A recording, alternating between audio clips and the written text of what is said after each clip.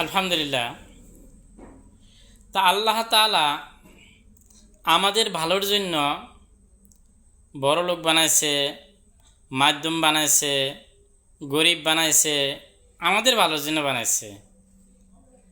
আল্লাহ তাআলা যদি সবারে বড় লোক বানাইতো, এলে কেউর কাম কেউ করতো না, কেউর কথা কেউ শুনতো না, তাহলে কেউ যদি আমার কথা না শুনতো, তাহলে আমার কত কষ্ট হয়ে যেত।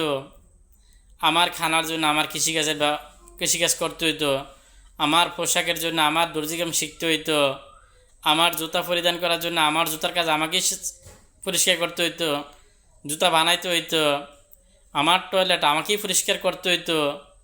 তা একটা মানুষে কত কাজ করবে, তার পেরেশানি কোনো শেষ থাকতো না। এই জন্য আল্লাহ তাআলা গরিব বানাইছে, ধনী বানাইছে। এই জন্য একজনের কথা একজনে শোনে, একজনের কাজ একজনে করে।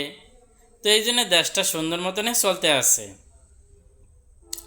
তো এই জন্যে আল্লাহ তাআলা আমাকে যেন বড় লোক বানাইছে, এটার মধ্যে গরিব দুঃখীদের হক আছে। এখন তাদের খোঁজ খবর নেওয়া এটা আমার ইমানের দায়িত্ব, এটা আমার হক। এখন গরিবদের যদি এরকমভাবে আমার কাছে আসলো আর আমি তাদেরকে এরকমভাবে দিলাম না, মুখ ফিরে নিলাম, জানমাল জমা করে রাখলাম, তো জানমাল জমা করে রাখার কারণে কি হবে? কাল হাসরের ময়দানে এই জানমালের কি করবে? সাপ বানায় দিবে। তখন সে দেখে ভয় পাইবে। তখন বলবে, তুমি ভয় পাও কেন? দুনিয়াতে যেই টাকা পয়সা জমা করে রাখছো, আমি তোমার সেই সম্পদ। এখন তুমি যাও কই? যাওয়ার কোনো কি রাস্তা আছে? যাওয়ার কোনো রাস্তা নাই। এই জন্য জানমাল এগুলো আল্লাহ দিছে, আল্লাহর জন্য আমি নিজের প্রয়োজনের জন্য খরচ করব, আবার গরিব দুঃখীদের পিছনেও খরচ করব, আবার ইসলামের তরিকের জন্য আমি খরচ করব। তাহলে আমি লাভবান হইতে পারবো।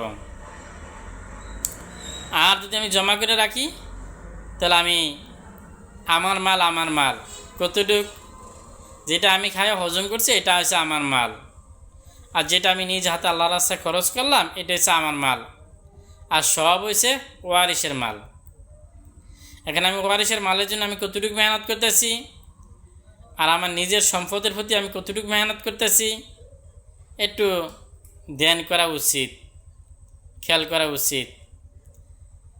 বলছে আমরা যদি নেককার সন্তান রেখে দিতে পারি, তাহলে সে আমার এই সম্পদ খাইয়া সে আল্লাহর ইবাদত করবে, আমার জন্য দোয়া করবে, আমি লাভবান হব।